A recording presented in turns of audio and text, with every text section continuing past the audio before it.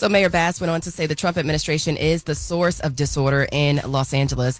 And of course, like I said before, one person was detained, a man selling strawberries. Now, Bass went on to say the man selling strawberries, again, did not pose a threat. Now, the federal agent who was in charge of that particular immigration raid outside in L.A. is shrugging off the timing. Border Patrol Sector Chief Greg Bovino suggested he did not know Newsom and others were inside the Japanese American National Museum. Let's take a listen to his comments. This is a location that we have conducted these roving patrol duties for the past 2 months. We've been here over 2 months, and as you can see today, we did make an apprehension just a few feet from where I'm standing. Yes, again, that's Border Patrol Sector Chief Greg Bovino. He reportedly arrested that strawberry delivery man. The chairman of the museum told the LA Times the timing of the raid was so precise that the agents jumped out of vans just feet from him as he entered the event. So we will continue to watch what's happening in California regarding ICE raids and also congressional redistricting, which I will get into in the 7 o'clock hour. Just a quick weather update. I do want to share Tropical Storm Aaron is on the verge of becoming a hurricane. The National Hurricane Center says the storm is about 570 miles east of the Caribbean islands with maximum sustained winds of 70 miles per hour. If the winds reach 74 miles per hour, Aaron will officially become the Atlantic season's first hurricane. Forecasters say Aaron is heading west towards the U.S., but it is expected to veer north and is posing no immediate threat to the East Coast.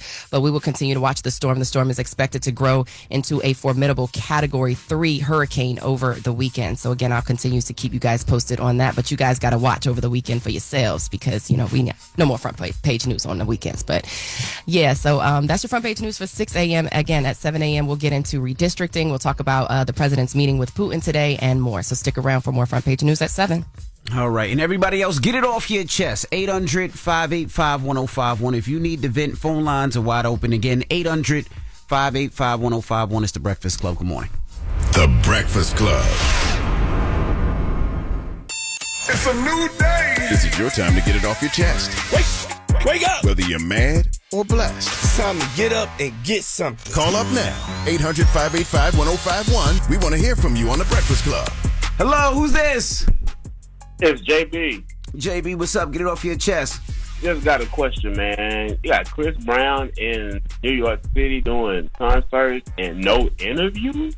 Yeah, I don't think Chris did any interviews. I mean, he's touring. He's dancing for 4 hours. Mm-hmm. He's doing meet and greets. Then he's doing after parties. You got to sleep. What's the point of doing an interview if your show already sold out? Yeah, like, he don't really got to. Although people do it. Like, people still do it. Not really in this day and age. Like, because why I'm going to sit down and get asked a whole bunch of questions I probably don't want to get asked, but my show's already sold out. Like, why? Yeah, but it's certain people that do it. You know what I mean? Like, for instance, Gary Owen, he came up here. All his shows sold out for the rest of the year. Comparing but he Gary still Owen to came Chris up here. No, don't do it, Lauren. Don't do it, Lauren. I'm just saying, like, people do that. They still do press. You got these other celebrities that go on tour. They still do press even when they stuff is sold out. Yeah. It's just that Chris Brown don't really like doing interviews. Not that level. Beyonce ain't gonna do it. Taylor Swift ain't gonna do it.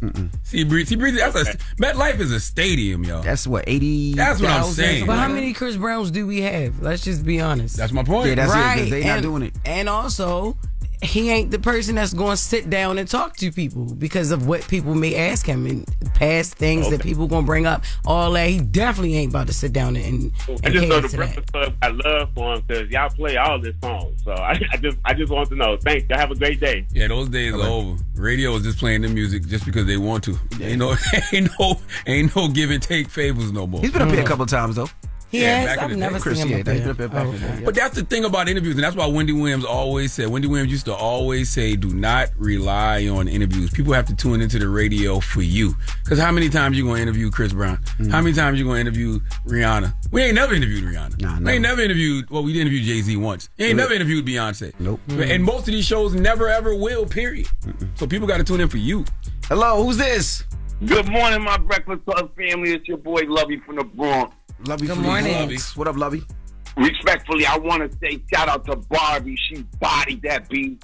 Imaginary Players. I Barbie. thought you said Barbie. I was like, who the hell is Barbie too. You meant Barbie. Barbie, yeah. He said Barbie. Yeah. But I want to say this. I know this is your man, Charlotte, but Pete, I can't have your boy Pete Davis keep spinning the block. So I'm challenging him to Breakfast Club court. We can take it to Instagram for a gray sweatpants challenge. There's only room for one big D on the Breakfast Club. That's nasty, Lovey. I'm be honest with you, that's nasty. No that's big nasty. And I can do a lot of gay You better jokes. be like, I'm into that, but that was nasty, that bro. was too A far. penis, a gray sweatpants challenge is nasty. Lovey, that's too far, Lovey. That's too, Lovey. Come on, man. Tell your boy Pete I'm outside. I'm around for you. Yeah, I don't care. What you gonna do when you see him? Like, what do you do when you see him, Lovey? He ready. You gonna drop them What drugs? do I do when I see him? I was gonna let him know, like, respectfully, there's only room for one big D on the Breakfast Club. Goodbye, Lovey. So, look. Don't insult me. Ladies, Okay, I'm 7 inches 3/4, 8 when it's warm. But y'all said that Lovey is 10 on the soft. No, Lovey that's that. he Lovey 10 said on that. something. I don't know. That's like we seen him though. That's what Lovey said. Okay. Oh, no. You told me Pete was 10 on the soft. I ain't tell you that either. I don't. That girl said. Well, Kanye said he had a 10-inch penis. Lovey said his is like 16. Damn. Get it off your chest. 800-585-1051. I'm not playing with y'all. It's the Breakfast Club. Good morning. The Breakfast Club. Break it up. This is your time to get it off your chest. Keep calling. 800-585-1051. We want to hear from you on the Breakfast Club. Hello, who's this? What's up, Envy? This is Keisha. Keisha, what's up? Good morning.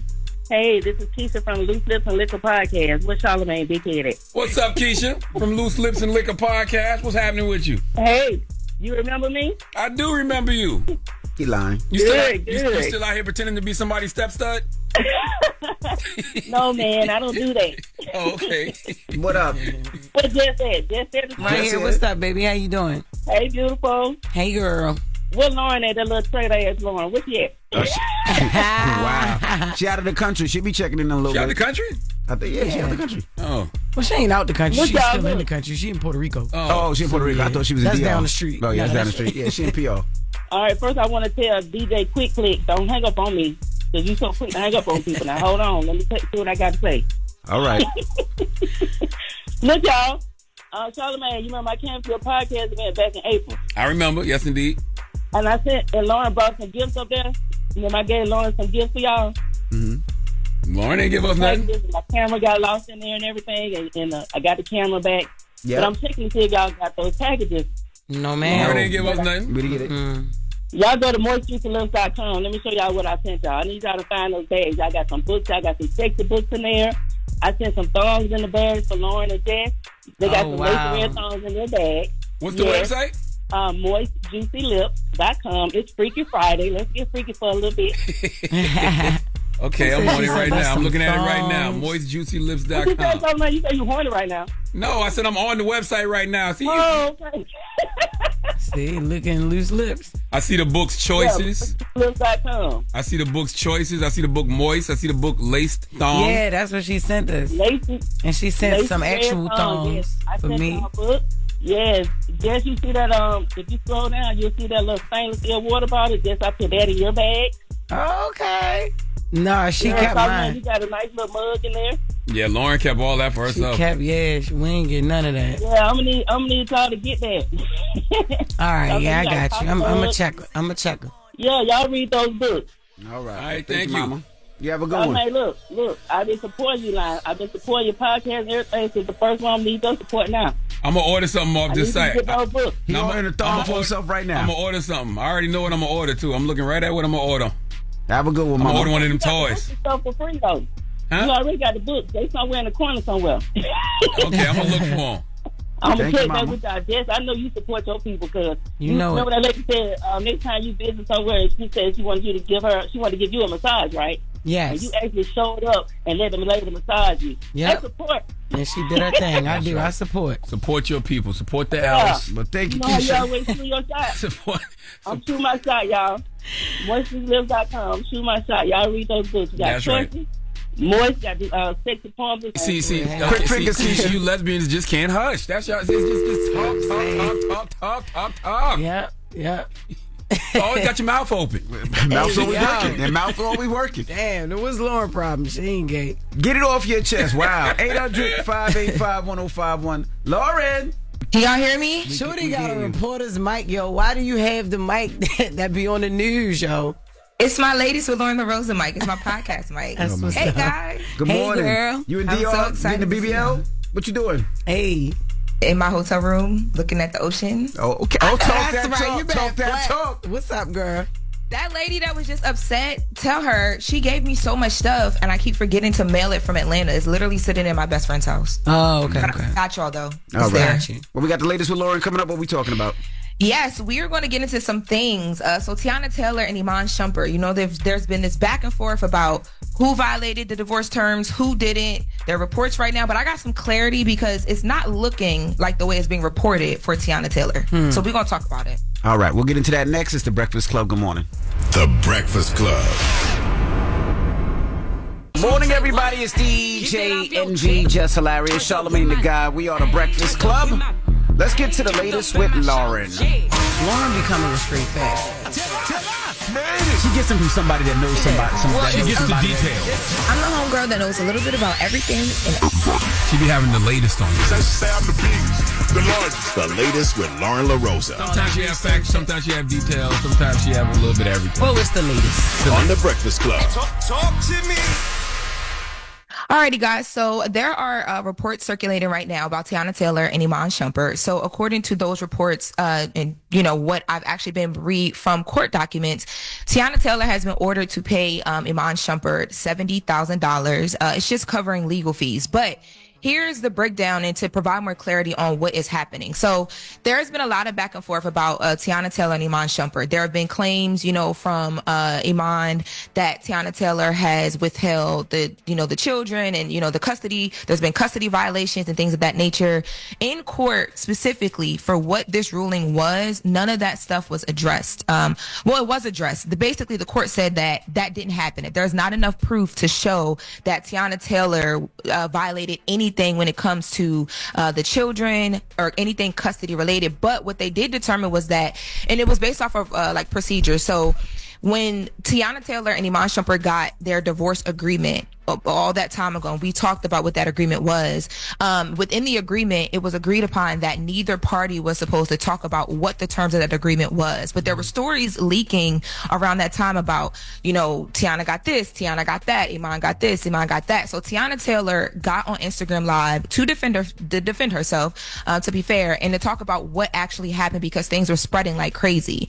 That Instagram Live, and I have the audio if you guys want to hear it, that Instagram Live, a judge said, okay, because of this live, you were procedurally in a violation, so we're going to allow you to pay his attorney's fees. Now, altogether, the judge looked at everything that Iman spent going back and forth about, you know, did he leak stuff to the press or did he not? And the judge did determine, just based off what was provided by Teyana's team, that there was not enough provided to say that Iman actually leaked information about the divorce to the blogs. But they basically said, okay, he's asking for all of this money for his attorney's fees, looking at who makes what. Like, we're looking at what Teyana Taylor makes, we're looking at what Iman makes. Because of how much she makes and because she can afford to pay it, we are going to award a certain amount for her to be able to pay, which is that $70K. Originally, though, he had asked for $121,000, but they broke it down and they itemized each number and said which ones actually apply to this like case, this actual this actual claim, the claim of did you leak the information to the blogs or not. And that's how they came up with the number. But you know, to be fair, I think it's being reported right now as if Teyana Taylor completely, you know, did all these things and was found in wrong of all these things. And the only thing that, to be honest with you, the judge found here was that she got on live and discussed how she felt, or not even how she felt, but she clarified her side of things back in March. Somebody break this down to me in simple terms. I don't know what the hell is going on. So basically, Iman want her to be able to pay $70,000 because she has to felt pay. like she violated the terms. Correct. You know, that she wasn't supposed to go online. But he's the one that made she wanted the whole thing to be a secret, but he went and submitted their names. Like he the one that leaked the names, right? You said they couldn't find evidence of him doing that, though. So they had some type. They weren't supposed to be discussing any of this, and that was the agreement. And so that's why somebody got to pay. The agreement was that nothing was supposed to be discussed. However, what in the beginning of all of this, and this is not even in the conversation of the court, this is just in filing. So in the beginning of all of this, when TMZ first broke the story of Teyana Taylor and Iman Shumpert's divorce, it was hard to even know who it was because it was listed with initials. And normally when celebrities do that, when that's done, normally it's because you don't want people in the business. But there was something that was filed at one point where the names were used, and from what I remember and being there, it was listed with full names, and it came from Iman's side. So that's how they were able to know what the divorce was. But that's not what she was talking about. Teyana Taylor specifically was talking about when all of that stuff was leaking about. Remember, there was a stories like, oh, Teyana Taylor took Iman for everything he has, and she got the car, she got the this. She wanted people to know. Yeah, so she got online and cleared that up and said, the businesses that they have is 50-50. Yes. And she leaving with what she came with and whatever what else she came with and what she paid for herself because she works. That's what. And let's take a listen to her Instagram live back from March. You can hear what she said. Before y'all even knew that we was ever getting a divorce, not too much on my best friend. We're still doing this. We're still doing that. This is my buddy. This is my da-da-da-da.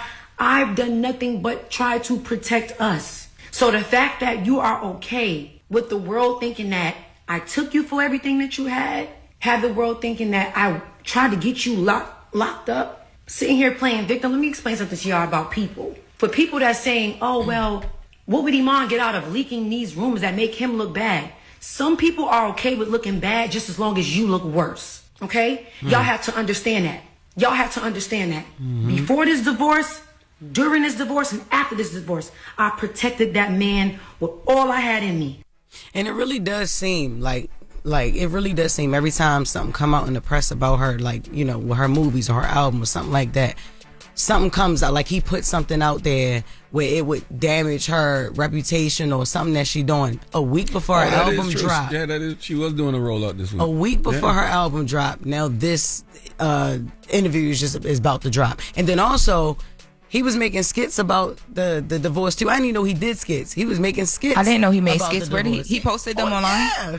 Yes.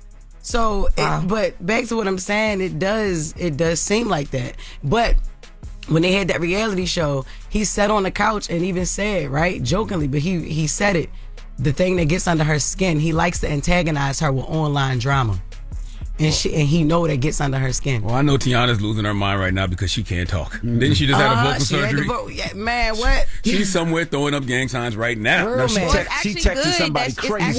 She is texting somebody crazy. We might get a book on Twitter today. Them fingers, man. Them New York fingers is going in. No, but I'm glad she can't because obviously, like, what you mean you glad she can't? You don't want her to be able to speak to defend herself, Lauren? The last time she defended herself in court, that's why the judge. That's why she got to pay the money. I'm glad she can't because obviously it puts her. It's unfair that she can't defend herself sometimes. But the only reason I'm saying that is because according to their agreement, when they figured out what their divorce was going to be, nobody's supposed to talk. That's the only reason why she kind of got caught here. Because other than that, the judge denied a lot of what came her way. What's really unfair, if you really think about it, the fact that we're able to see somebody's personal life and personal business and how much they have to spend, that shouldn't be public knowledge. The fact that they are a couple, right? Even though they're a celebrity, they are a couple. That's their own marriage. We shouldn't be able to see how much this one has to pay, how much this one gets in a divorce, who gets the car, who gets to get that's their personal lives. To protect that, and it should stay personal. And it pisses me off when people are able to touch people's personal lives and see where people live and see all this. I agree with Jess. I hate that. I agree with Jess. I hate that. I agree with Jess. I do think it's very strange that every time Teyana got something going on, one of these negative stories come out. Of course. That is why. It's like, she's on a rollout. She got the album coming out, and then all of a sudden, boom, this story just pops up. One of her biggest movies ready come out, album come out in 7 days. There's something there. There's a there. They know it pushes her buttons. Come on. All you internet detectives and Twitter detectives, y'all need to put that one together. Right. Because there's a there. There's a there. Yeah. And wrapping up, I just want to say too, they mentioned in the docs, to be honest with you, they're like, she does have a lot going on. She got movies coming, 3 movies. She has a show coming out in the fall. And that's what they said. Like, okay, look, she got all this going on. She can pay what she should be responsible to pay. They deemed she could. And so it's because of all the things she got going on, to your point. No. That is the latest with Loren. Tiana Taylor, hopefully you're healing well, because she had surgery last week on her vocal cord, so hopefully she's healing well, and I'm sure this is just irritating her even more. Mm-hmm. All right, now when we come back, we got front page news, and then Snoop from The Wire will be joining us. You remember Snoop, right? She also's on BET Plus's American Gangster Trap Queens. Her episode premiered July 10th. We're going to talk about that as well. It's The Breakfast Club. Good morning. The Breakfast Club. Your mornings will never be the same. Morning, everybody. It's DJ Envy, Jess Hilarious, Charlamagne the Guy. We are The Breakfast Club. Let's get back in some front page news. What's up, Morgan? All right, let's do it. So there are a lot of unknowns surrounding President Trump's summit with Russian President Vladimir Putin in Alaska today. Now, Trump was asked by Fox News Radio about a joint press conference that is supposed to happen and was announced by the White House with Putin after the meeting, and they seemed unsure what will actually happen. Now, President Trump said there are two scenarios that could happen today. Let's take a listen to what those could be. If it's a bad meeting, I'm not calling anybody. I'm going home. But if it's a good meeting, I'm going to call President Zelensky and the European leaders, who, as you know, I have a very good relationship with. So over the past few days, Trump and the White House have lowered expectations about an immediate ceasefire in Ukraine following the summit. Trump says he'll know right away if Putin is serious about ending the war when the two leaders meet. Now, the president has also floated the idea of a second meeting with Ukraine, Zelensky, and Putin if all goes well. Trump is meeting with Putin at a military base in Anchorage, Alaska today at 3:30 p.m. I just don't understand how you're not having both sides at the table when you're having this meeting. Is Donald Trump Zelensky's agent? Is he Zelensky's manager? Is he Ukraine's lawyer? Like, you cannot represent me if I'm not there. It makes no sense. Playing mediator. But you got to have both sides to be a mediator. If you're doing mediation, you got to have both sides at the table. I've never heard of no one-sided mediation. And you can't speak for me. I'm not going to let Trump speak for me. It just sounds crazy. I think he's trying to definitely move this along and, be the voice of reason. You can't be the voice of reason when you're negotiating and mediating something with just one side. I'm going to take this message back to this person and take this message back over here to this country and see what we can do. I guess that's where they're at with it right now. That's how people bring things home to misconstrued, though. That's, you can mess up somebody's words like that. That's true. You ain't lying. And they don't even speak English. I definitely don't know if he said that or not. You know what I mean? Right. Damn, yo. All right, y'all, bringing things home domestically. California Governor Gavin Newsom is officially calling for a special election in an effort to redraw state congressional district maps. Newsom says, unlike what's happening in Texas, California is working through a temporary, transparent process of redistricting. The action is a countermove to Texas Republicans attempting to redraw congressional districts that could add as many as 5 Republican seats in Congress. Let's hear more from California Governor Gavin Newsom on these efforts. Today is Liberation Day in the state of California. And as Senator Schiff said, Donald Trump, you have poked the bear, and we will punch back.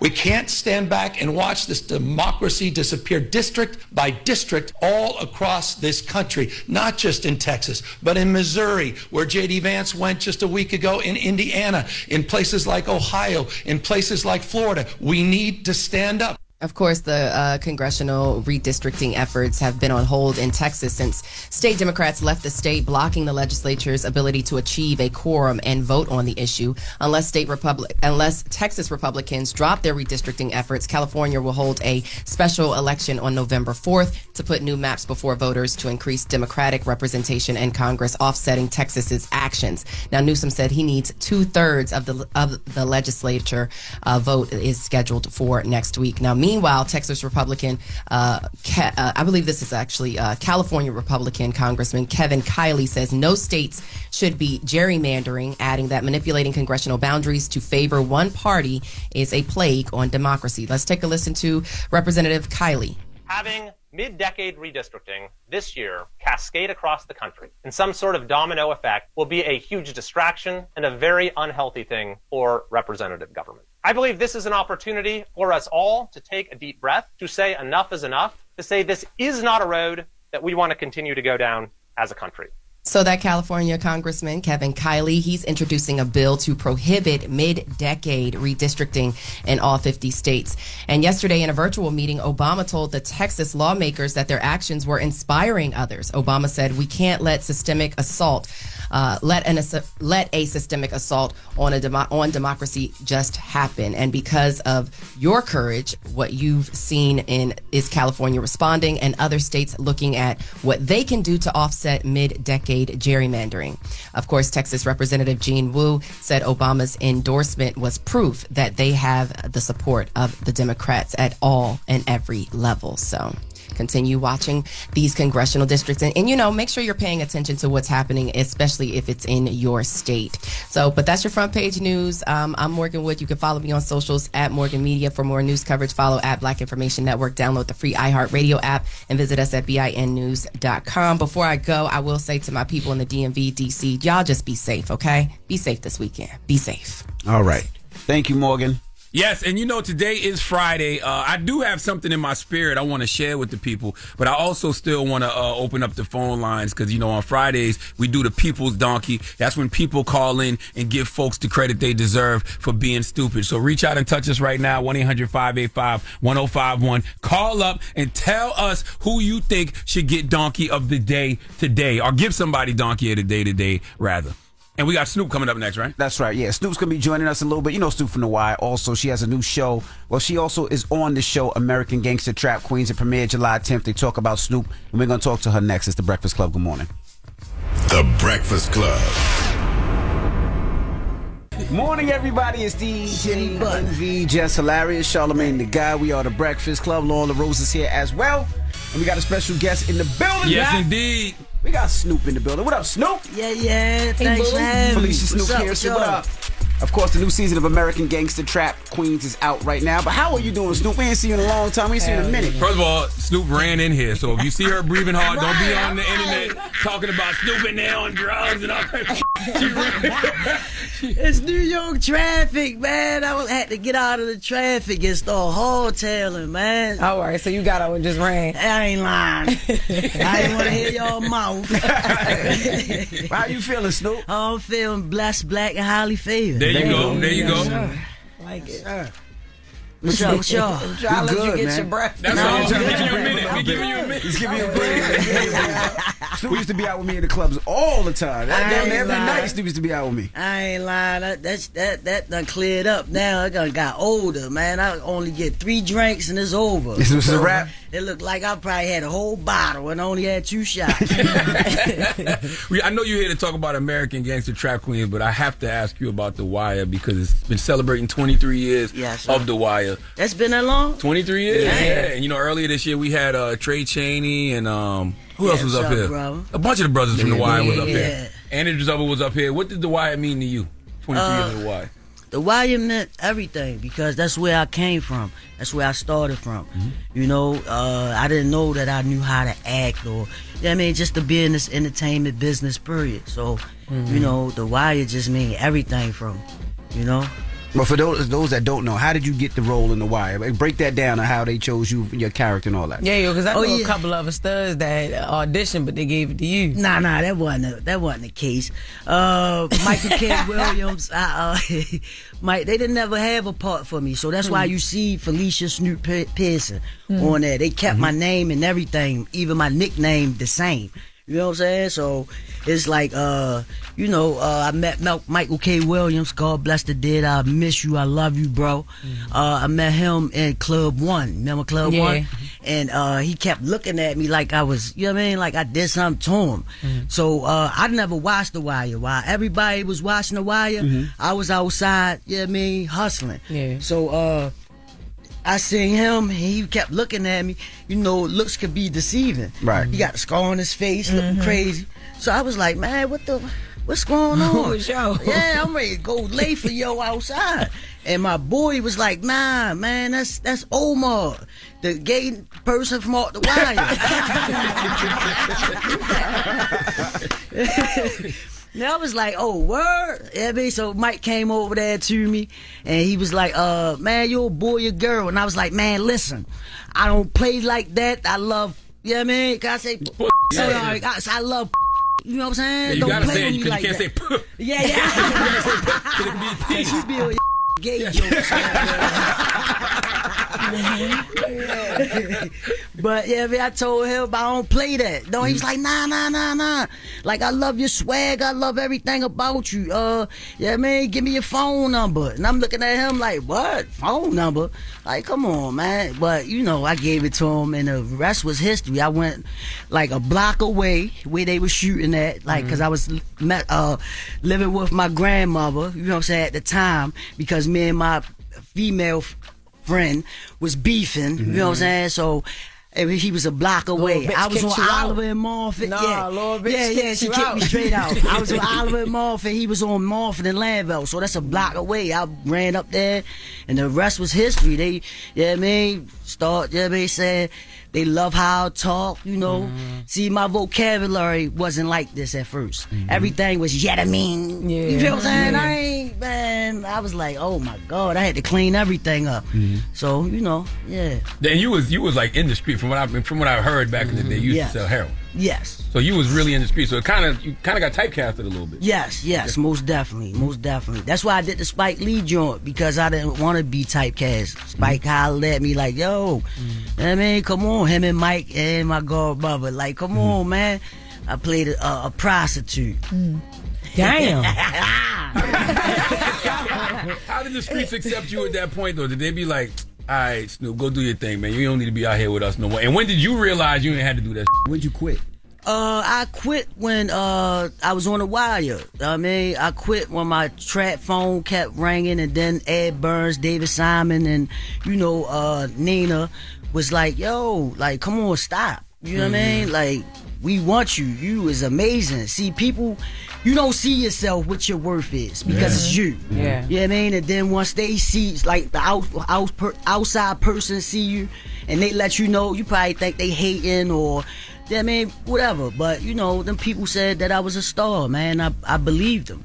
And I just stopped. I promise you, I just stopped. But, you know what I mean, the last time when I got, you know what I mean, incarcerated, I was around people trying to keep it real. You know what I'm saying? I wasn't selling no drugs. I was just there. You know what I mean? So, you know. Well, you working on something else with Ed Burns too, aren't you? Yes, my life story, man. My life story. Yeah, it's a series. Yeah, I mean, we in development right now. You know what I'm saying? Looking for the highest bidder.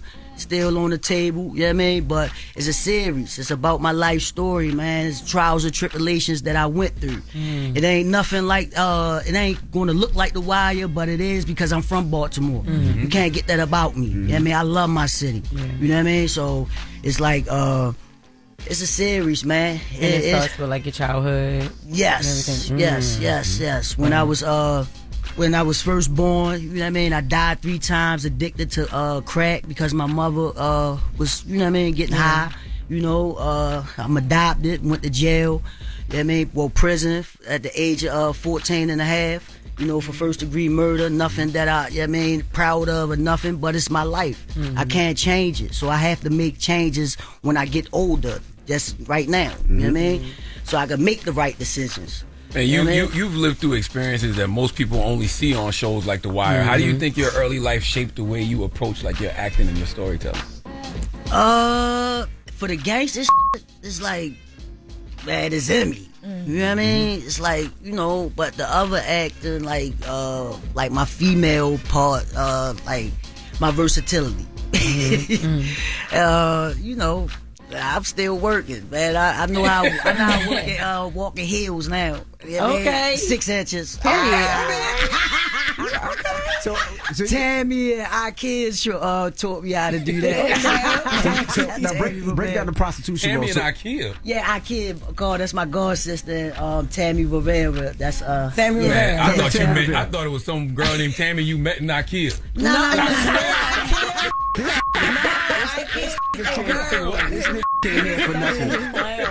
So when they approached you to do the prostitute role, yeah, look at you. Was you all the way in at first, or was you? So break that down. I don't know what that phone call was. Look at you. We want you to play a prostitute. Yo, so Michael K. Williams, God bless the dead, I love you, bro. He hit me and was like, Spike wants you for a role.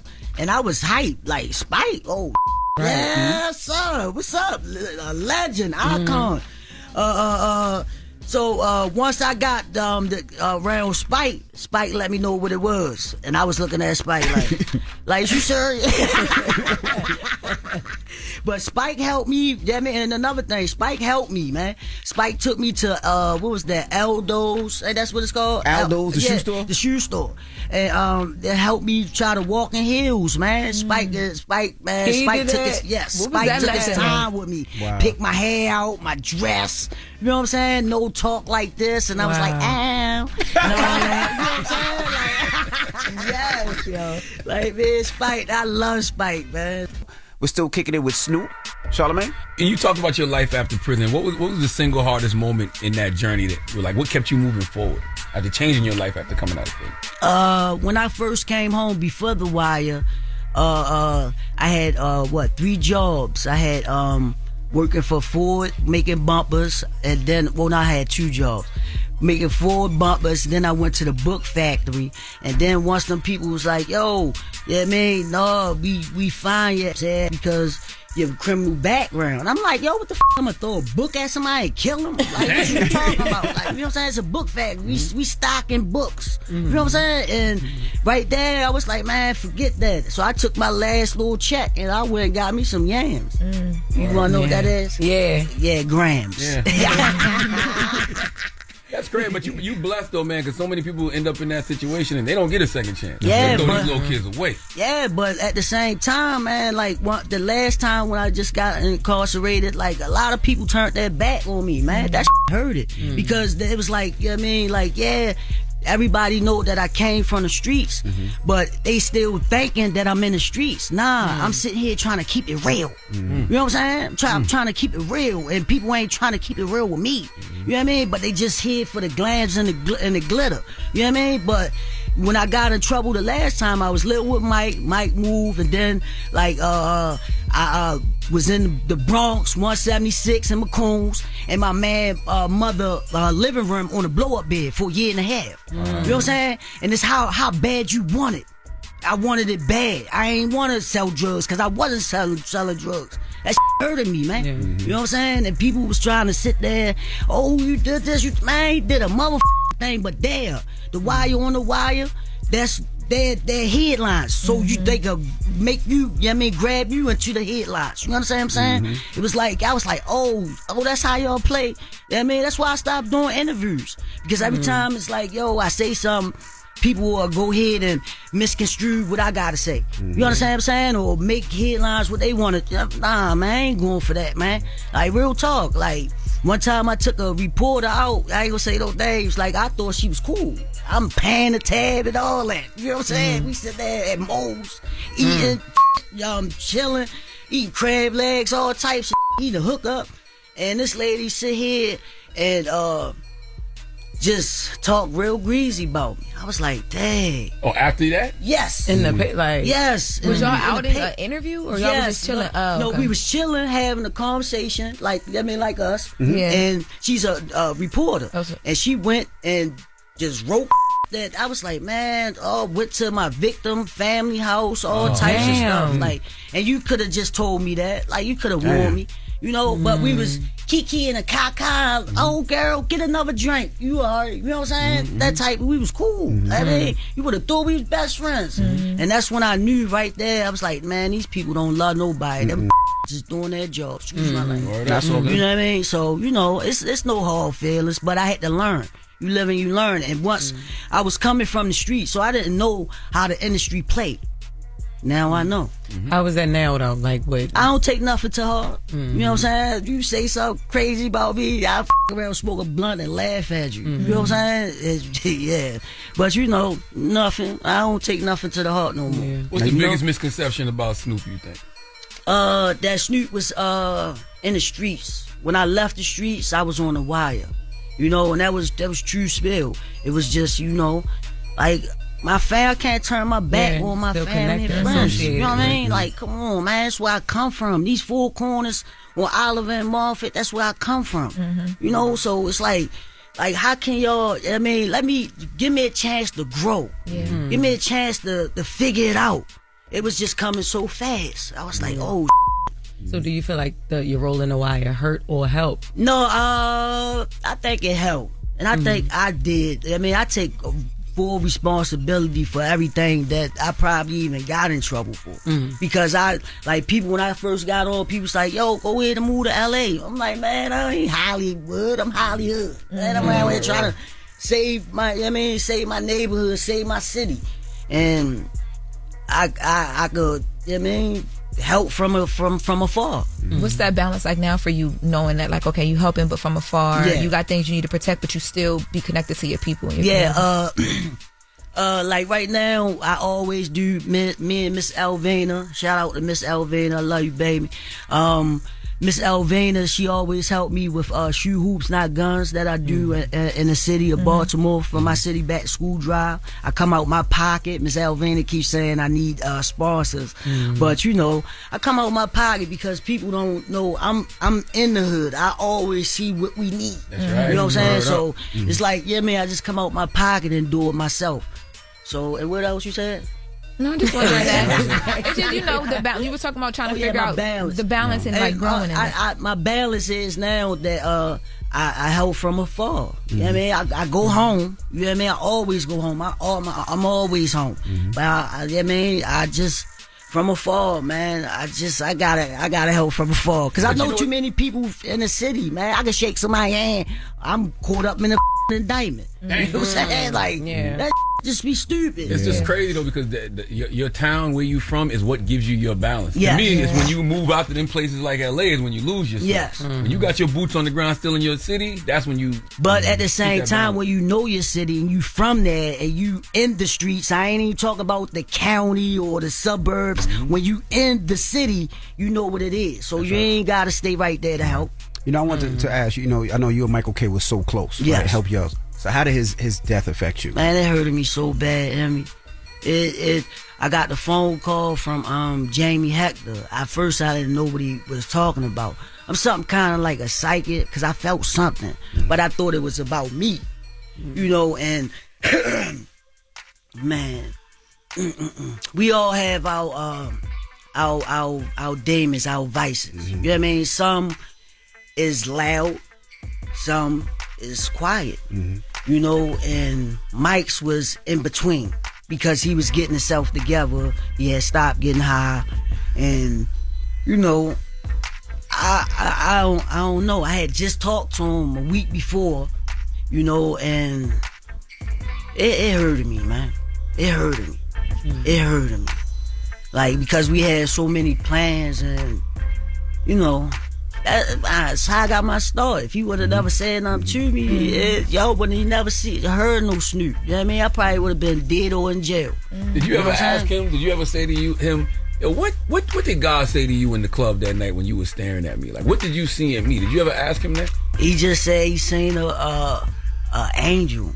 He always called me his angel. He always called me his big brother. His big brother, and that's gonna be a whole nother segment, man. Because I around getting here crying, all type Snoop a punk. I don't care. It's my brother. Nah, and that's another thing too. People, us black people, if you gotta show your emotions, you know what I mean. And if you cry and let out some of that frustration, I promise you, or just go ahead and pray to God and cry. You ain't gotta tell your friends, family, nothing. Just let out some of that emotion. I promise you, some of that killing and some of that hurt in this world is gonna stop. What's your religious background like? You seem like you talk a lot about like faith and yes, because that's all I know is God. You know what I mean? That's it. And that's all, man. Like I said, I died 3 times. You know what I mean? Been shot at like 80 times. Like, you know what I mean? Like, you know what I mean? It's just, that's all I do. That's all I know is God. I believe in God. I believe in angels. I believe hell on earth. I believe that this is hell. Once everybody close their eyes, because everybody got a death wish. You know what I mean? I mean a death date.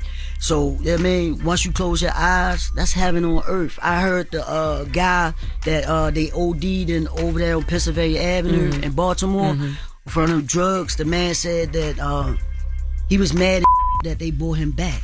Yeah. Because he was so peaceful. You know what I'm saying? So, I think it is. Damn. I think it is Hell on Earth. We're still kicking it with Snoop. Jess. So you here for the new season of American Gangster, the Trap Queen? Yeah, American Gangster, Trap Queens. And that's narrated by the Brat. Yeah, the Brat. Do you see her on it, or does she? No, I ain't see the Brat on that. She just did it when they called her. Yep. So we all had our own separate sessions. Okay. Cool. You like working on it? Yeah, it was one episode. I just the reason why I did it, and let me clear this up on the Breakfast Club. I love all you Trap Queens. I love y'all dearly. But BET, when they reached out to me to do Trap Queens, I said nah. You know what I mean? Because y'all don't have the money that I want. You know what I'm saying? And BET said, hold up, Snoop. We got you. What you looking for? So I was the highest ever paying Trap Queen. You know what I'm saying? It's a boss sitting right here. And I did that episode so I could let the kids know what I've been through, my trials and tribulations. You know what I mean? Because I ain't been around. I mean, I've been around. I'm around, but I'm not around. You know what I'm saying? But I just let the kids know that, you know what I mean? You see what I've been through? Man, somebody would have chopped their fucking head off. You know what I mean? With my life. They would have been killed themselves. But, you know what I mean? Like, I did that so I just let y'all know, like, it's still hope. It's still faith. It's still, you know what I mean? It's still life out here. You know what I mean? It's still everything, man. Just keep going. Like, and just to let them know, I'm saying it over and over again, just to let them know that trials and tribulations that you go through don't make you or break you. Is it ever hard for you, like going and like just recounting like different things you've been through in your story and talking to different things that you already got through? Yeah, some things. And some things in the script, y'all gonna be like, yo, yes. I have a series. Well, I have a series. So, I mean, my life is too much to put in and cram up in one movie. You know what I mean? So, you want to act a job, Charlamagne? I'm giving out jobs. Depends on the role. So get at me, short. And then, all right, so is that what made you want to do your life story yourself? Yes. On the Trap Queens one? Okay. Yeah, no, I had told them, like, yeah, I mean, like, yo, if I do the Trap Queens, this is how I want it. You know what I'm saying? And just to let people know, you know what I mean, where I've been at, what I've been up to, and here you go. You know, like, yeah. I just want you to know, Jess don't like that you asked me before you asked her. What? For an acting job. No, Jess know I got. She from home. She not mad at all. First of all, you know my baby mother on the low before I baby fall. I remember when we was at the roof picnic and you jumped on stage for Jess. Yeah. I love stop playing. Was it tougher to navigate the streets of Hollywood? Hollywood. I had to learn it because I ain't know nothing about it. You know what I'm saying? The streets, I know everything about it. You know what I'm saying? But Hollywood, nah. And people, like for our veterans out there, like you see a person coming into this industry, please give them like some type of advice. You know what I mean? Please let them know like the do's and don'ts, because I just came in here first and went crazy. You know, Mike. He was doing what he doing. Pause. God damn. Head first and went crazy? Oh, pause. That's the whole point. No diddy. Pause. Stop, yo. I mean, that's no diddy. About that pause. But just give them advice, man. Like, just, I mean, words of encouragement, man. Just to let them know, like, yeah, I mean, the do's and don'ts in this. You know what I mean? So, that's it. That's why you had Mike, though. Man, Mike was getting high, man. It's like, no. My brother was getting high, man. I mean, my brother, listen, boy, that's why I said when I get my series, you gonna see it, man. My brother Mike, I love him to death, but you would have never know it. My brother was high as Fat Charles, ass on the wire, but you never knew it. Period. The best thing on that. But that's why I was so real, so authentic. You know what I mean? Yeah. Can't wait till my brother's story come, man. You keep laughing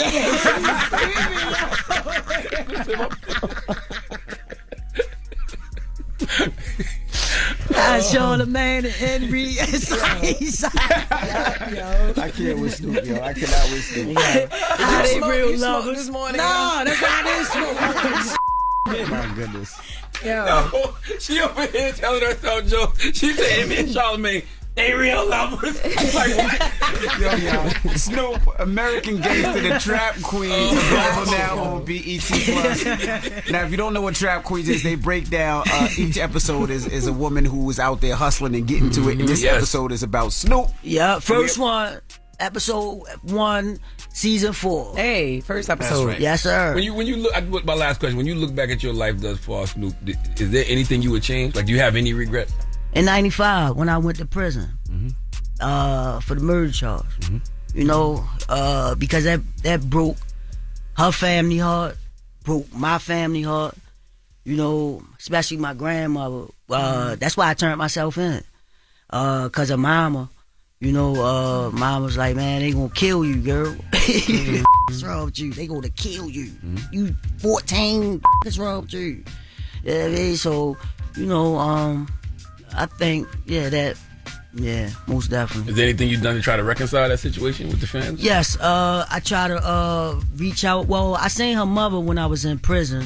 You know, she was talking smack and stuff like that, and when I got up on her, because you know people always talk smack when you ain't around, and then once I got up on her, you know, I told her, I said, man, wow.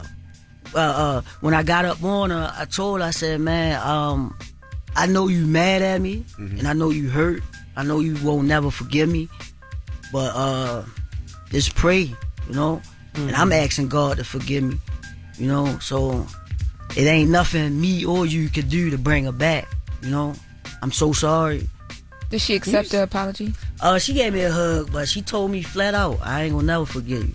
I can't do nothing but to accept that. Yeah. You know, like I did something to hurt you. You know, I take my responsibility. And that's a lot of things. I mean, a lot of times, a lot of people don't take their responsibility. You know what I mean? I take mine. No diddy. You say that you didn't.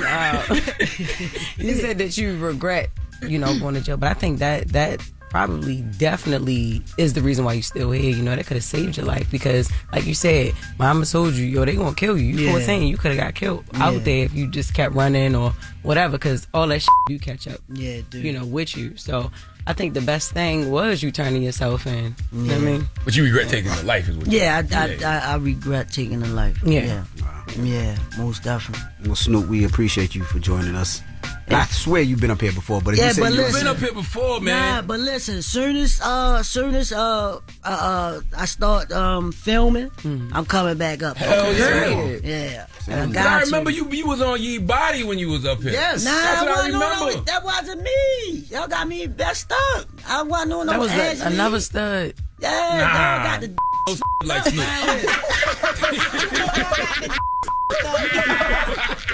It's Snoop. It's the Breakfast Club. Good morning. Let's get to the latest with Loren. Loren be coming with straight facts. She gets them from somebody that knows somebody. She gets the details. I'm the homegirl that knows a little bit about everything. She be having the latest on you. The latest with Loren LoRosa. Sometimes she have facts, sometimes she have details, sometimes she have a little bit of everything. Well, it's the latest. On the Breakfast Club. Talk to me. So Diddy is seeing another win in court. So on the civil side, because you guys remember there's all these civil cases that still have to be dealt with different claims as well. There was one case filed by a woman named Sarah Rivers, who was formerly on Making the Band, had filed a lawsuit back in February.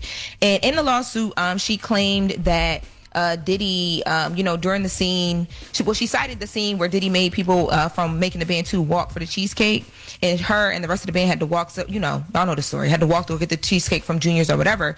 So she said, and she sued for that. She basically the workplace environment was. She sued over the workplace environment, forced labor. She said she accused Diddy of sexual harassment, false imprisonment, racketeering, and assault. So these claims were just dismissed. According to a judge, they were dismissed. Now, there is still one up in air that they will be determining, but they were dismissed with prejudice, meaning that they can't be filed again. And I mean, that's a huge win on the civil side, because I think when all the civil stuff and the criminal stuff was happening together, a lot of people were compounding the two. But I think now, because on the criminal side, a lot of things didn't go forward in court. On the civil side, a lot of things are starting to fall apart as well too. I think a lot of the civil stuff helped Diddy in criminal court, because some of the civil stuff sounded so crazy and so insane. Mm-hmm. If you a juror that's just out and about in the street, you like, I don't know about that one. Mm-hmm. Yeah, and the claims on the civil side were just as, they sound like a movie, the same way it did on the criminal side. Like, for instance, Sarah talked about during her time under making the band, she was forced to sleep in like an open bay or like an open room with 4 other males, despite being married at the time. She also claimed and alleged that she was threatened that if she didn't comply with whatever terms they gave her, like where she had to sleep and the different things that she alleged were happening to her, that same thing a lot of the women on the criminal side were saying, that their careers or their livelihoods would be threatened. She also alleged that Diddy acted maliciously and recklessly with her career, publicly dismantling the group and pocketing most of the money from the show. And she said that when it comes to the sexual harassment, she said that he sexually harassed and assaulted her, claiming that Diddy once backed her into a corner and blocked her from moving while he rubbed his hands over her breasts. So a judge has decided not to move forward with this lawsuit at all. And this is the same. So the lawyer in this lawsuit is a woman named Ariel Mitchell. I saw reports that Diddy is doing this $100 million defamation lawsuit. That's the same defamation lawsuit he filed a while back. He just upped the amount of money, and it's the same attorney. He's suing Ariel Mitchell and a man named Courtney because they went on News Nation and made claims about having videos from a freak off that they haven't provided yet. So he's trying to spin the block now. Diddy's trying to spin the block now and right whatever he thinks has been wrongly done to him. Okay. In other news, speaking of, I did want to mention this because even though the story broke last week, we reported on Gervonta Tank Davis and the domestic violence claims between him and one of his former girlfriends and mother of his children. That case was actually dropped. They decided not to move forward with the case because the victim in the case, or the alleged victim in the case, is declining to prosecute her claims, and this was released from the state attorney handling the prosecution. So that's not going to go forward as well. I just felt like I wanted to make sure I updated everybody there as well too. Thank you. You're welcome. And lastly, now Charlamagne, I know we were talking yesterday about that Hollywood Reporter's top podcasting list for the most powerful players in podcasting in 2025. Mm-hmm. And you made the list. Congratulations on that. Nice. Now, the reason why I brought that up is because when I brought up Taylor Swift the other day in the room and I told y'all she was going to be doing the New Heights show with her boo, Travis Kelce, y'all was like, you don't even like Taylor Swift. Taylor Swift and that podcast right now, they are at 10 million views in 16 or less hours and is now the top episode of the podcast. She beat out an episode with Patrick Mahomes. She beat out an episode. Yeah, huge, right? But none of that is surprising. But what that got to do with you not even being able to name 3 Taylor Swift songs, even though you like Taylor Swift so damn much? This is the thing with me. I like to see how people maneuver in business. I'm the same way with Beyonce. Like, I'm not diehard Beyonce fan, but the way that Beyonce moves in business, I'll be like, yo, that's fire. Taylor Swift is so good at what she does. She knew sitting next to her boyfriend, talking about stuff that the people want to know, because she doesn't really give you too much. She give you just enough, was going to do exactly what it did. And she talked about everything. They went from her master recordings to, her dad recently went through some medical stuff. Like, she got very candid, and they were just being cute. Yo, it was so smart. Crazy. Lauren goes, Charlamagne, congratulations for being on the list. Now, the reason I even mention that is because Taylor Swift, because of the white people. Because of the white people. Mind you, it's only 3 black people on that whole list. It's 44 people. Yes. I think it's me, Joe Budden, and the Obamas, Michelle and her brother. So that's 4. Don't try to minimize us. Well, it's one show. Michelle and her brother is one show. Michelle and her brother's one show, and then it's Joe Budden, and then they had me as an executive in the Black Effect. So you brought that up just to big up the white people. They didn't even do a full congratulations. Congrats. And this is why Donald Trump called me a racist sleaze bag. But I'm just pointing out the obvious, amplification. Of Caucasians at the expense of black people. You love a little mayonnaise too. I know you don't watch the podcast. You know what's even more crazy? What? What is Michelle's brother's name? Craig. His name is not going to be Michelle brother. Is his name Craig for real? Craig Robinson. No, I'm gonna be honest with you. Hey, Craig. He is Michelle's brother. Okay, we got to do him like Ray J for a while. Remember, for a while, Ray J was always Brandy's brother. We got to give Craig at least 2 years before we start calling him Craig. That's Michelle Obama's brother. Okay. All right. All right. We can call him Mob for short. And that's Mob. Young Mob. What up, Mob? Michelle and Mob. You're a clown, yo. Y'all listen, you talking about me belittling black people. That's a whole grown man. You talking about that's just Michelle, brother. First of all, hush. Well, wait, Envy, hold on. Yes. What? I wanted to say too. I saw you did Pix 11. You talk about being smart, maneuvering the outlet. Hey. You did Pix 11, and the lady said when Envy walked on, "Oh, you're actually handsome in person." Oh, you heard her say that? Yeah, I took that foul too. I was like, damn, what the hell is my pictures look like? Yeah, but salute to Pix 11. I was up there yesterday promoting the car show. But you know what I also got to say is yesterday. We were having a conversation about Sha'Carri Richardson, and we were talking about how fast she was. And Charlamagne was like, she's fast for a woman, but there's men that's faster than her. And I was like, no, there isn't. She's fast. She's fast. When I say... No, what you said was she would beat Chris Coleman in a race. And I said, y'all out y'all damn mind. That's her Chris boyfriend, Coleman right? would dust her. Okay? Well, not only that, when I say the amount of people that call me that were upset, like, what? You don't watch track and field? You don't know what you're talking about? I was like, I don't. Like, it's not my thing. Really but don't. people were mad, and then they sent me so many different people. Somebody sent me this 8th grader that runs faster than Sha'Carri. Damn, what? 8th grader is crazy. No, it's not crazy. No, but it's biology. Y'all It's a trying man to and a play woman. with my girl. boy, Don't no, do that. girl. Now, she done made some mistakes. Go ahead, Lauren. Keep sounding recently, silly. and we Go as ahead. women Keep sounding acknowledge silly. it, But no, That I'm not 8th about to grade say boy she runs would dust faster. Sha'Carri Richardson. Tell him the time, but Envy. y'all, but what does I he feel run? like y'all playing with her a little No, bit. we're not. That 8th grade boy would dust her. He's faster. He's a man. Yes, a young man. Yes, it wasn't it was. We're taking anything from her. They were saying that when men and women race, it's different, and they were saying this 8th grader she'll beat me in a race faster than Sha'Carri Richardson. And his time was like 9.92. Yes, and her time was a lot faster. They were slower. Just slower. They were just comparing what it was. It was not nothing to take. It was just speed. That was it. So Lauren, they saying that women are slower. Yes. Yeah, slower. We can't park. We can't drive. Oh, y'all sound ridiculous. See, now you're making this about something that it don't need to be made about. It's silly. It's a silly conversation. And by the way, salute to. I'm not even gonna shout them out. I do want to, but I don't want to put them on blast. But there was women that I know who run track, the Olympic track runners who are like, yo, we were bugging yesterday. Yeah. Not me. Y'all was bugging. I know they said I was bugging. No, I mean, give me mad times. But. Yeah, I was. I didn't know track. We got some other women on our side that's faster than y'all niggas. Than us? We're not track stars. No, nah. Sha'Carri could definitely probably outrun me. I'm talking about the other who are women. they? Definitely. Yeah, we got them theys over here. You know what? Yeah. I wish one of y'all You said would. that yesterday too. You said Caitlyn would race Bruce. What? Yep. And Caitlyn would dust Bruce. No, ass. it would be a tie. You can't do that. You can't do that. No. I hate this place. I'm trying to get women equality now. Who you giving your donkey to, man? For after that little. Just go ahead. That was when you were supposed to say that has nothing to do with women. Little Yachty needs to come to the front of the congregation. We'd like to have a word with him, please. All right, we'll get to that next. It's the Breakfast Club. Good morning. The Breakfast Club. Your mornings will never be the same. We want to know how you came up with the donkey of the day. Tell her. Because you're mean. I am not. What did I do? Charlamagne donkey of the day. There's a bunch of donkeys out here in the street. That is why Charlamagne is here. If we live a life where we bite our tongue based off who we may offend, we never would say it. We don't give a damn, don't throw it up. Hey! Give it to him.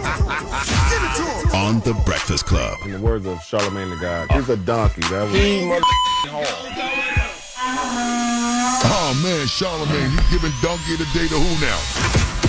Well, Busta Rhymes, donkey of the day for Friday, August 15th goes to Little Yachty. Now, you know on Fridays, I like to open up the phone line so that people can give folks the credit they deserve for being stupid, unless something is on my spirit. And today, something is on my spirit, okay? I was minding other people's business on social media last night, and I saw that Little Yachty was receiving some backlash after appearing on a live stream with Plaque Boy Max. Now, I don't pay attention to backlash, okay? Outrage on the internet, because y'all always fake mad about something online. All right? The fuel that keeps the internet going is anger. That's why you have individuals who make a living rage baiting, okay? Rage baiting you digital D-heads, because they know the fastest way to garner engagement is to say something to make you mad. So I listened to what everyone was upset about, and it was the first time in a while where I was like, oh, This is valid outrage, okay? I completely understand why folks is upset. See, Lil Yachty previewed a new song, and in that song, he had a lyric about the late George Floyd. Let's listen to the bar. Wait for it, wait for it. I see her, I'm finna go break the bank for it. Put my knee up on her neck, I went George Floyd. I be tweaking your shit, she gon' wait for me. Play it one more time, please. Wait for it, wait for it. I see her, I'm finna go break the bank for it. Put my knee up on her neck, I went George Floyd. I be tweaking your shit, she gon' wait for me. Put my knee up on her neck, I went George Floyd. Yachty, how you put a hole in your own boat? Okay, are you trying to sink the boat and drown? Like, damn. No black solidarity. Is anything sacred? When we talk like that about situations like George Floyd, we make others comfortable to do it, and then we get mad when others disrespect us. I'm all for freedom of speech, okay? I don't have to agree with what you said, but I agree with your right to say it. But you know what else is free? Shutting the F up. Okay. See, I talk for a living. Have I always gotten it right? Absolutely not. But it's just some things you should know not to say. Okay. You should know not to play with somebody's loved one who the world watched die.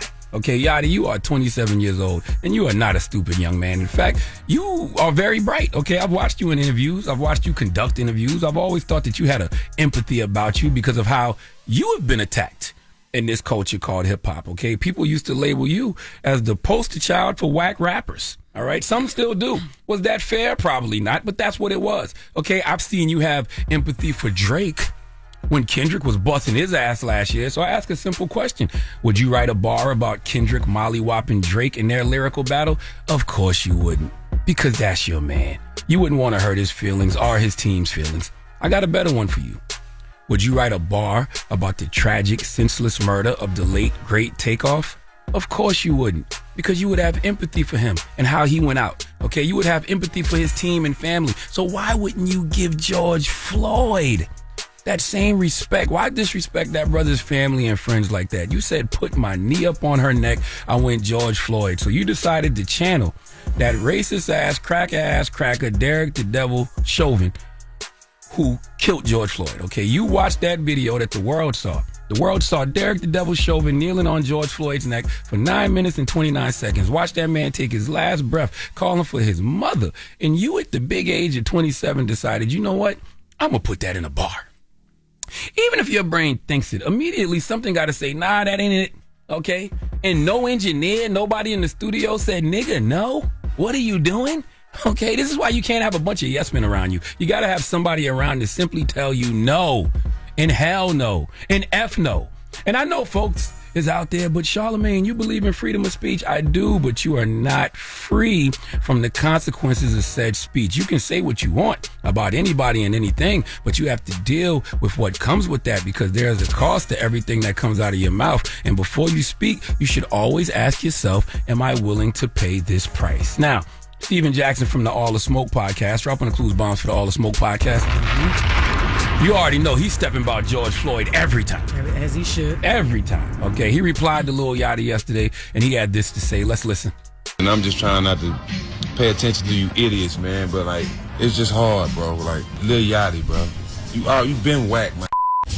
But you think you saying George Floyd name and trying to use his name in the bar, that's gonna make people like your whack ass music, man? That weak. Y'all the only era that feel like demeaning the dead and saying that cool, man. It ain't. And it's me and the whole Third Ward and the whole Houston, Texas riding behind G, man. Don't ever say his name, bro. None of y'all knew G. Nothing about him. But y'all want to say his name for clout. Put a knee up on I do Joe. That's some weak ass Yachty. But let somebody die in your family. We gonna do a whole skit about it and see how funny it is, bro. Cut that man. It's only you whack Sambo that do like that.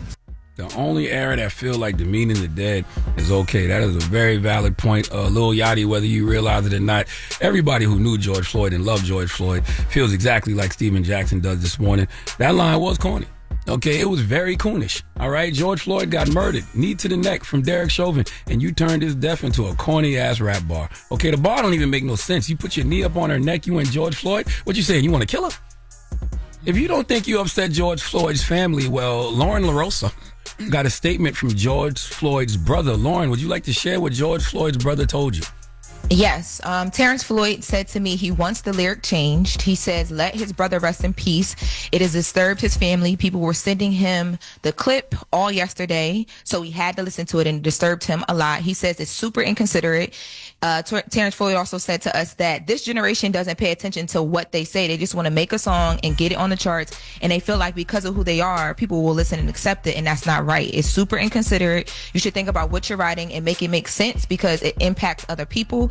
He also has a message for Lil Yachty. He says, you know, if you're going to talk about George Floyd, let there be a better message behind George Floyd's name so that his legacy can live beyond the tragedy that Chauvin caused. The best way to not have your peace disturbed is to not disturb the peace of others. Little Yachty, and to everyone who can hear my voice, please remember the simple golden rule we learned in grade school. Do unto others as you would have them do unto you. Okay, Yachty, you want respect, you got to give it. And the root of respect is not the full understanding of other people. It is the recognition of people's non-negotiable humanity. Please give Lil Yachty the biggest hee-haw.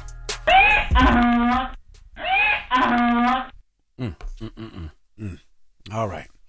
Well, thank you for that donkey And today, the sir. line was whack. Very. It's stupid. It's just a whack line. That doesn't make any sense. It's dumb, yo.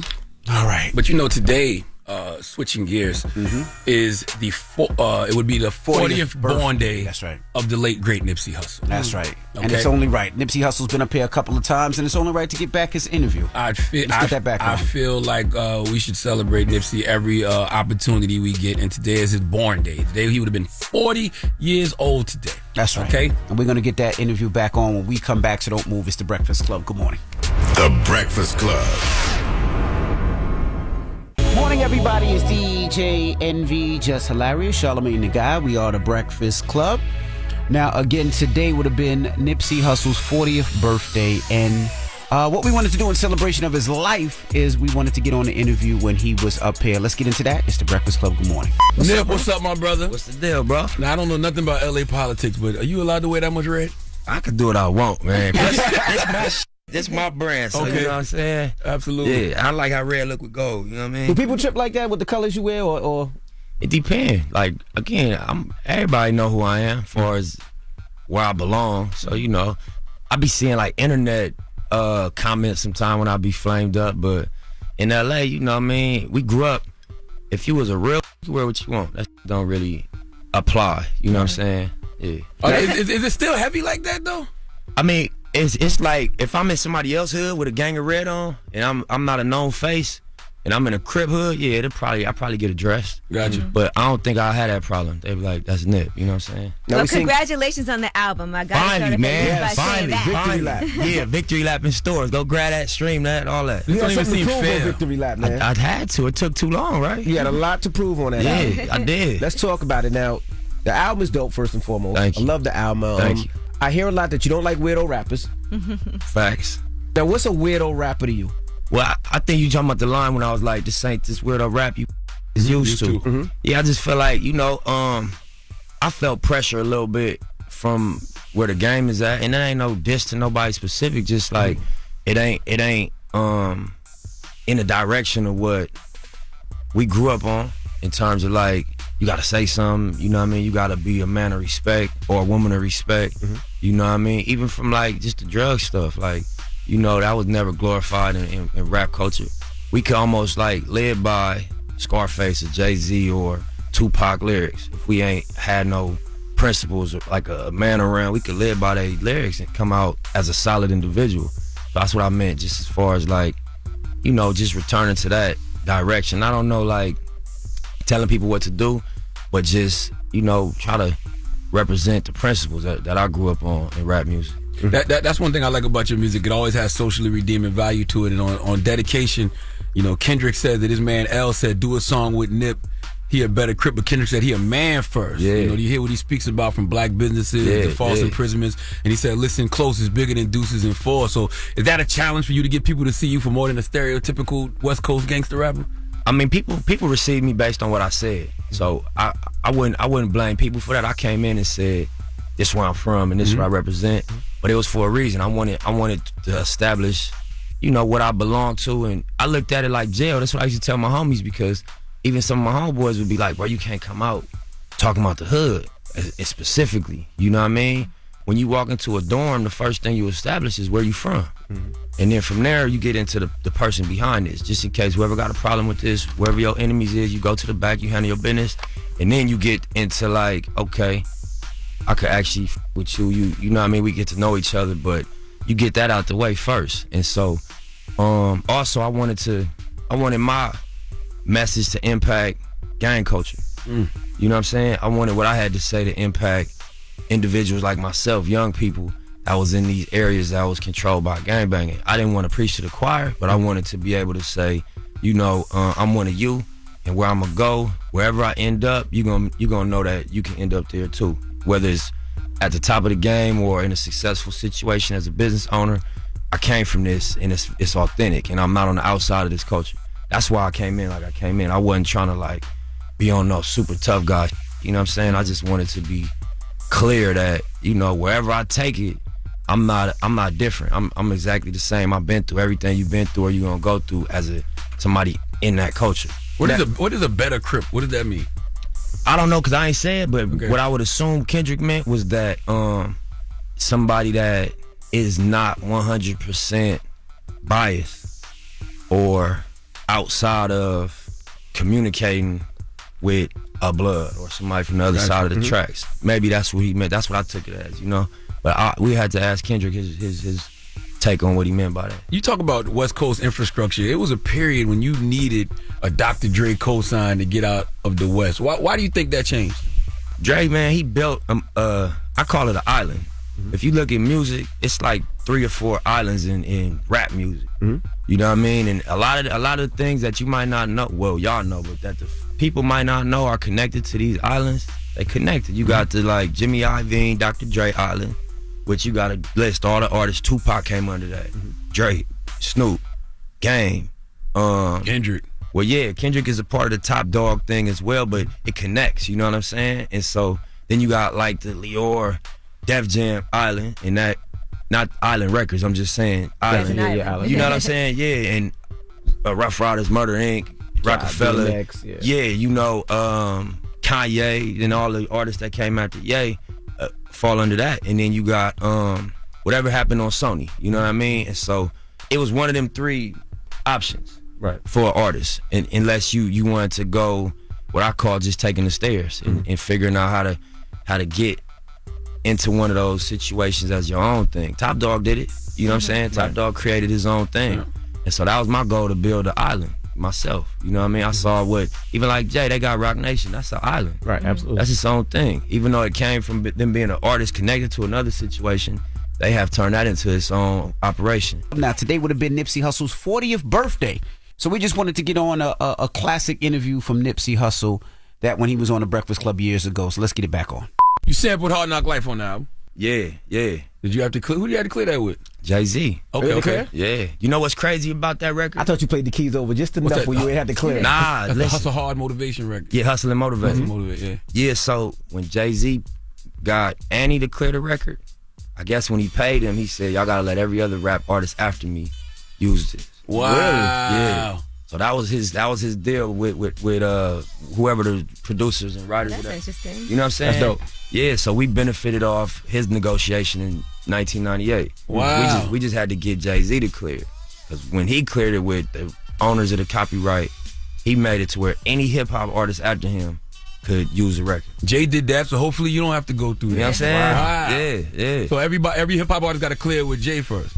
Well, they just need the Jay-Z clearance. The Annie clearance is good as long as they're a hip-hop artist. Jay's always showed you love, though. Didn't he buy like 1,000 copies of your Crenshaw album? What album was the $1,000? He bought 100 copies of Crenshaw that was $100. $100, okay. Yeah. And now you didn't even know him back then, eh? Nah, I mean, you know, I met Jay in LA years ago at a concert. I was just backstage and I ain't run up to him. I'm just like, what's up, I'm Nip. You know what I mean? I'm from LA, bro. I'm from Rolling 60s. He actually bought a lowrider. The story is, I ain't never asked him, but he bought a lowrider from one of my homeboys, Money Mike. That's in the Maya video. Best of Me. The baby blue one, right? Yeah, you know what I mean? He bought that from one of my homeboys, one of my G homies from LA. That was the old school hustler. That was really his, huh? Yeah, that was his. He bought that. I'm tired of that being so real. Yeah. Yeah, that's confirmed. You know what I mean? Wow. So I just was like, yeah, I'm Nip. I'm from Rolling 60s. He like, nah, I know. And you know, this was years before the Crenshaw thing. He like, you know, y'all doing your thing, keep going. So that was the only combo we ever had until the Crenshaw thing. But yeah, Jake been 100, man. So you know what I mean, a lot of love. Now, Blue Laces 2, one of my favorite records on the album. You make a spook who sat by the door reference. You know about that, man. Oh yeah, absolutely. I read that book, but I don't think you a spook who sat by the door. I think your intentions are pretty clear.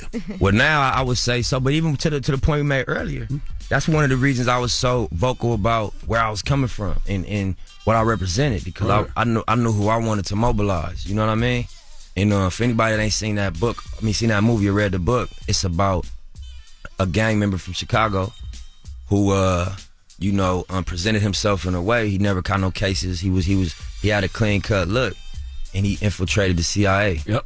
And he became educated and basically he used their agenda, which was to have a token in the CIA for political reasons. You know, we gonna speak blunt. He used it against him.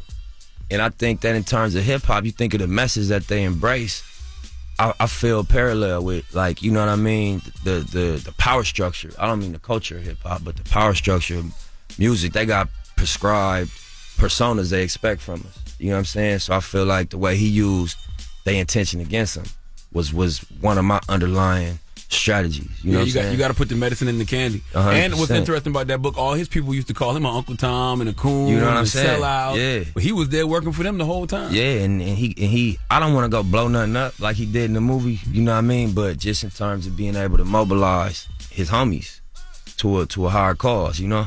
There's a lot of little jewels that you saying in there. That's what I like. Like I said, the medicine really is in the candy. Because even when you drop a bar like about Dr. Sebi, yeah, like just that one thing, they killed Dr. Sebi, will make somebody go research who Dr. Sebi is. 100%. Dr. Sebi. I thought it was Sebi. That's Sebi. Sebi, my bad. I said it wrong. You said Sebi too. I'm an LA nigga, man. My lingo a little different. Have you met man. Dr. Sebi? I never met him. I met his wife, and I take his products for sure. Why you think they killed him? Why do they kill all holistic doctors? Messing up the medical industry. It's playing, you short-stopping their grind. Why do get killed for hustling in front of a nigga spot?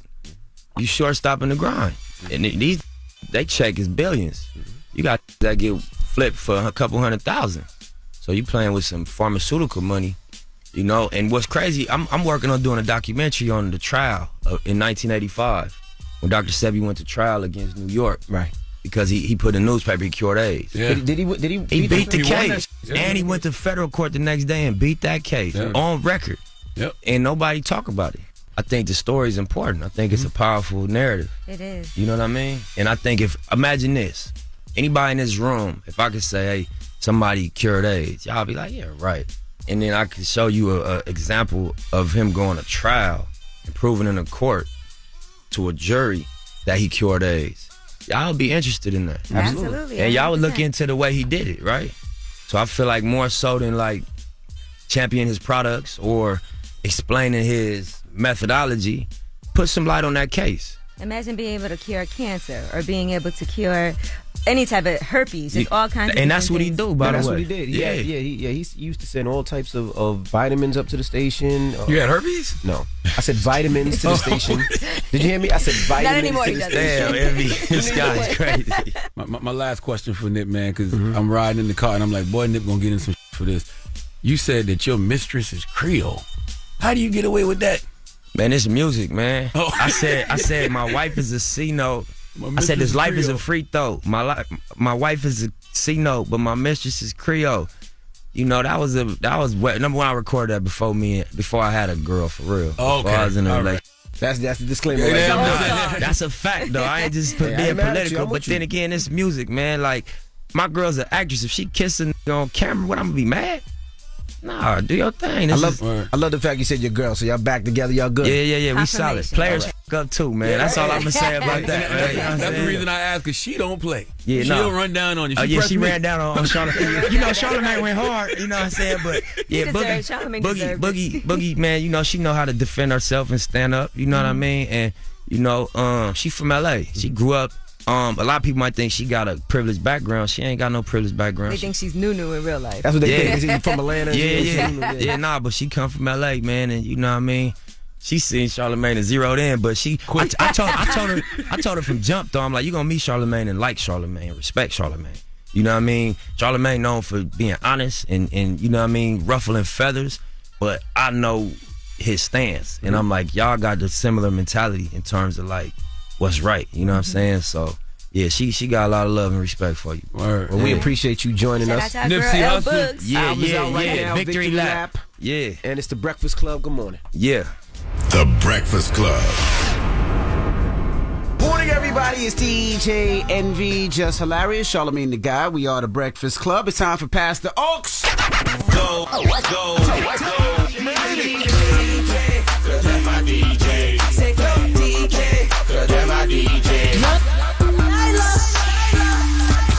Yeah, DJ, come spin, now come spin. What's up, Nyla? What's up, MV? Hey, What's girl. up, Shar? Jess, how are you? Big Nyla Simone. What's happening? Oh, man, I'm excited. A lot of new music dropped today. I'm really, really excited about this Marco Plus project. So that's the first song I'm going to start, or the first artist I'm going to start with. The whole project is fire, seriously. But I'm going to get into smoking all day. A young man snapping. Where you from? Snapping. He from Atlanta. Yeah. You sent me that yesterday. I got to listen to it. You know, he's snapping. Yes. And I like the beat. Real chill. Yes. The whole tape is like that. He do have a few joints that are kind of like, I don't want to say clubbish, but a little more melodic, but bars. I've been waiting for the Atlanta sound. Has been so many different sounds over the last 25, 30 years, but I've been waiting for them to get back to like that Outkast, Goody Mob, Dungeon Family feel. Yeah. And I feel like with Jid and even that guy you just played right there, I feel like we starting to get a lot more of that from the A. Thankfully, I'm not gonna lie. I did the Need to Know podcast, and we were comparing like Jid and Gunna's project, and I was like, I feel like after the Kendrick and the Clips, it's hard. I don't want to say it's hard for me, but I'm not really feeling just sonically pleasing albums no more. Like the Gunna album's not doing it for me, like the Jid project. You want to hear them talk about things? I want to hear them talk. about Socially something. redeeming values, some substance. I get it. Yes. So that's where I'm at with it. But next record I'm gonna get into is this Cardi B Imaginary Players. It's been teased all week online. She flipped Jay-Z's Imaginary Players. She got some bars in She there. do. She got some bars. How you like it? I really hate the delivery throughout pretty much the whole song. Yeah. I Yeah. don't really like it. I like. She got some bars there. Glory hole chicks. Y'all don't know who you effing with. She got. You a lot. would love the Glory hole line. She got the, buy men's watches.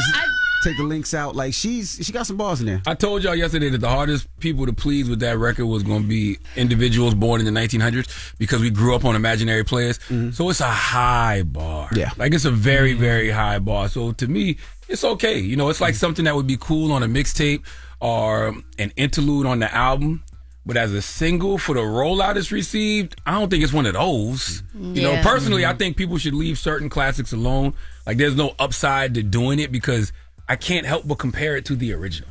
Yeah. I think she just been attached to it because she said like she used to bump this. This is something that she wanted to do like as a New York tribute, like to Hov. You know what I mean? This is something that she grew up on. This is one of hers, so one of her favorite songs. So, but also she's like that. Like she has the bread, the money, the cars, the jewelry. Yeah. She's outside. So, but we hear her talk that talk. And I think it's she cool. talk that talk all the time. I like what she's talking about. Like I think it's fun, but I just think sonically, like for a song, it's just really not that pleasing. Also, I feel like, and I felt like this were her last few freestyle she was doing last year with over the Missy Elliott beat. Not that it's, I want to say like I feel like the videos are so overproduced where you could really just you don't even need the video and just put out a good record to me. But I like the record. Speaking of good records, let's get into this last joint called Holy Father from Manny Wells. He's an Afrobeat / R&B artist from the DMV. Yo, I like it. I ain't gonna lie. You sound like Chance the Rapper a little bit though. Does he? Like when Chance start do the singing thing. Yeah, do this. That's what he sound like to me a little bit. But I love the song. Interesting. Yeah. Okay. It was cool. Well, Chance also dropped the album today too. Shout out to Chance. Oh snap! Definitely check that that's out. What's up? Okay. Yes. Any thoughts on the record? I'll listen to it when I get depressed and it's raining. And then I'll tell you how I feel about it. I'm in too much of a good mood right now. Yeah, like I said, it was cool. Like it just When sounds I'm depressed it's like one of those mood and records. riding in the rain. It's not depressed. That's what it felt like to me. It's not depressed. I don't know, that beat, soon as I heard, you talk about things that aren't sonically pleasing, soon as I heard that beat, I was like, it's the sun's out. All right. I don't want to hear that right now. Yo, stop. That's not it. I'm just saying. Was it the hook? I didn't even, as soon as I heard that. I think it's the part of the song that was picked. I think it's Well, part that's of your the song. fault. that was picked. As soon as I heard that I beat, actually didn't pick it. I and just then picked the song. And what's that song, that old school song that we like, Oh, Someone please call 911. Which one? He's talking about the windshield wiper record. Is it Miguel? No, not Miguel. It ain't the windshield wiper. Y'all know what I'm talking about, man. It's slipping. Oh, it's right there on my mind. All It's a right, if classic you guys record. really like these records, make sure you guys follow me on Instagram at Nyla Simone, and you can click the link in bio. It's certifiedvibe.com, and the playlist is there. Our events is there. I have an event September 9th with Static Select, the Ninth Wonder, and Rob Markman. It's that's real hip hop. It's gonna be so good. I can smell the Timbs and the Tree Sticks. Oh my god! It's gonna be guys in there with the denim shorts and Timbs on all day, all day. And Yankee fit, and a Nick jersey and a Yankee fit. Man, leave Rob alone. That's a nasty fit when you think about it. A Yankee fitted with a Knicks jersey, then the jeans shorts and Timbs. That's most New Yorkers' starter kit. So but then why you got to do the Yankees and the Knicks jersey? We know you from New York. And then one the or the long other. jean You gotta shorts. know. You talking about the long jean shorts? Yankees. Questions that You need a answers. what fan? Knicks fans and Yankees. You heard that too? I don't know. Sound like you said you was a fan of Dick's Sporting Goods. That's what I heard. I heard you say. Oh my God! Get your tickets, what I guys. heard. Go to certifiedvibe.com. What's wrong with you, What's man? wrong with you? And then the Cardi bar, he said, "Yo, the glory hole." The and glory hole. It's not even Pride Month. Pause. It's not even Pride Month. You just That celebrate. the hard line part is not helping. Crazy. Yo, the People's Choice mix is up next. Let's go, y'all. The Breakfast Club. Your mornings will never be the same. Morning, everybody. It's DJ NV, Jess Hilarious, Charlamagne the Guy. We are the Breakfast Club. Again, this weekend is the last car show of the season for myselse. It's in New Jersey, Secaucus, New Jersey, 20 minutes from the city. So if you haven't got your tickets, get your tickets. It's a family fun day. Bring your parents, your grandparents, your aunts, your uncles, your kids. Kids 5 and under are free. There's free parking. There's food trucks. There's going to be a bar for adults. It's a lot going on. All types of vehicles, cars, bikes, trucks. So I can't wait to see you guys this Saturday. I'm about to head over there right now and make sure everything's loaded in there the right way. And I can't wait to see you guys. Now, you going to the West Coast, right, Jess? Yep, I'm going to be in Sacramento tomorrow at the Hard Rock Live Sacramento Casino. So get your tickets if you haven't yet. JessHilariousOfficial.com. It's going to be me. I was ready to say Ashley Larry. It's gonna be me. You right? Donna Rollins. It's the same thing. Yo, he's not Ashley Larry no more. He will yo. always be Ashley Larry. And if he don't want us to keep calling him Ashley Larry, then he need to stop acting like Ashley Larry. Well, me, Ashley Larry, Donna Rollins, D. Ray Davis, and Chico Bain. So get your tickets if you haven't yet. I can't wait to see y'all West Coast. Be there soon in Sacramento. How are those shows like that? Because them all our people. Like, I mean, those are all my people. You know what I'm saying? Yeah. Like that's like a family affair almost, right? Yep. Yeah. So I can't wait to get there. Only person that we missing is Carlos. Carlos in DC. I actually never did a show with Carlos Miller. Really? As close as we are, I never did a show with Carlos Miller. I did shows with DC, of course, and Chico, but never Carlos Miller. So. Salute to Carlos. I actually called Carlos yesterday at the FaceTime. I had to ask him about some cars because Carlos is in the cars heavy. Yes, when he was up here, he was saying like he wanted to be on the car show. And that's what we need to do more. I always tell people that, like, if somebody knows something more than you, ask. Duh. So I FaceTime Carlos. I texted Carlos. I said, Carlos, it's me FaceTiming you. If you don't have on clothes, just cover the camera. So I FaceTime. Hey, yo. You know, some people they might be in bed or on the toilet. So I just say, just cover the camera. I want you to see something, make sure everything is cool. And he guided me through. So by the way, Carlos Miller. The only reason I've been able to build the things that I've been able to build is doing it with people who know more than you. Absolutely. Are going to talk to the people who are experts in said area. Yep. I don't launch a movie production company with nobody who's never done movies. That's right. You know what I'm saying? Yeah. How long did it get to that point? Like, were you ever trying to find out about it and somebody wanted to gatekeep some information, something from you? Or you never had that problem? I honestly, personally, I've never had that issue. Cool. You know what I'm saying? That's Probably because, you get back what you give out. So if you aren't a gatekeeper and somebody that holds information from people, I don't think people will hold it from you. Now, if you're a person that holds information from folks, you're probably going to run into a lot of people who hold information from your dumb ass too. That's right. Okay. But salute to Carlos. Spoke to him yesterday. Now, Charlamagne, you got a positive note? I do. I want to remind people to go out there and pick up Cheryl McKissick Daniels' new book, The Black Family Who Built America. She was a guest on Breakfast Club this week. She put out this amazing book that tells the story of McKissick and McKissick, a fifth generation, soon to be seventh generation, minority-owned, black woman-owned construction company. And it's been around since the 1800s. It's built buildings. They've developed buildings like the Barclays Center, and they've contributed to the Lincoln Field in Philadelphia. A whole bunch of stuff, man. Pick up the book, The Black Family Who Built America by Cheryl McKissick Daniel. Available everywhere you buy books now, courtesy of my book imprint, Black Privilege Publishing with Simon & Schuster. Now, the positive note is this: treat people with respect, even when they don't deserve it. Not as a reflection of their character, but as a reflection of yours. Have a great day. Hell no. The Breakfast Club.